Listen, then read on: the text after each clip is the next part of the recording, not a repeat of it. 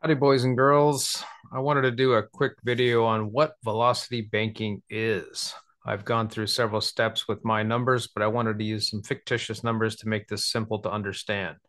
Velocity banking is simply using a line of credit to consolidate and pay down debt. And the idea is you put every dime you make into that line of credit and you treat it like your checking account. So let's run through some fictitious numbers here. Let's say I made $6,000 a month. My expenses were 4,300 and my expendable cash was 1,700, let's say, which is good. You need positive cash flow for the velocity banking method to work. So let's say we wanted to consolidate some debt. We could take all three of our loans, our credit cards and our vehicle loan, and put them all into one, but then you're going to be paying a little bit higher interest on it. Let's do that. Let's go ahead and put all.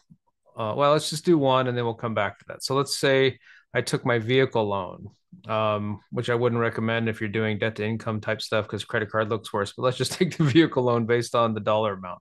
So here's our expenses, fictitious expenses. We have a mortgage.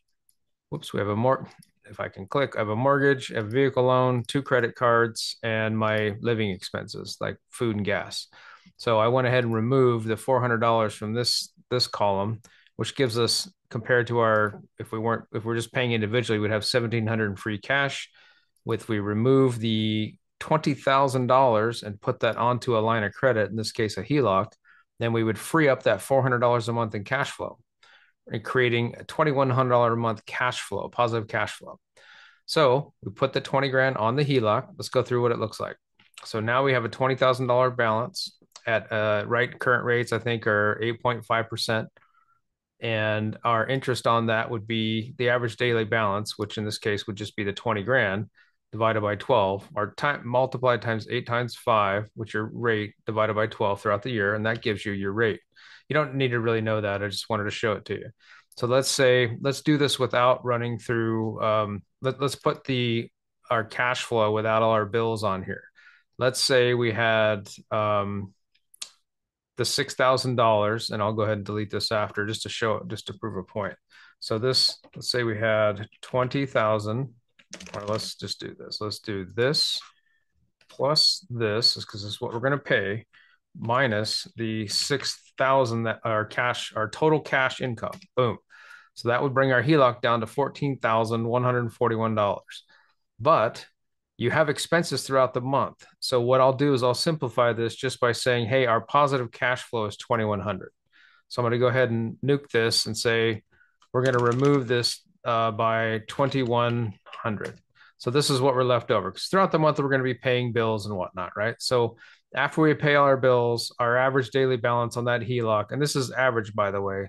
This is just it'll probably be less than this because you'll probably pay these bills or this, let's say this vehicle loans towards the end of the month. You'd have most of the month with just the 20 grand. I guess the first month doesn't matter. Second month, then it would kick in. So let's just take this. Now this month, I went ahead and took the liberty of putting a formula in here, which is just the average daily balance of these two times like I said, the interest rate divided by 12 throughout the year, every month. And that's what your payment will be.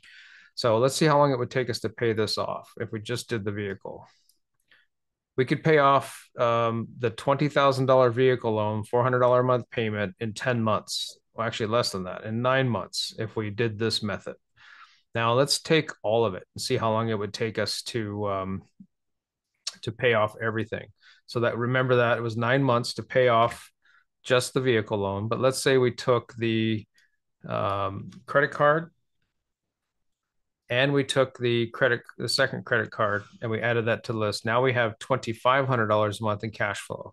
So, and we're putting 45,000 on there. So 45,000 on the HELOC. So let's go ahead and subtract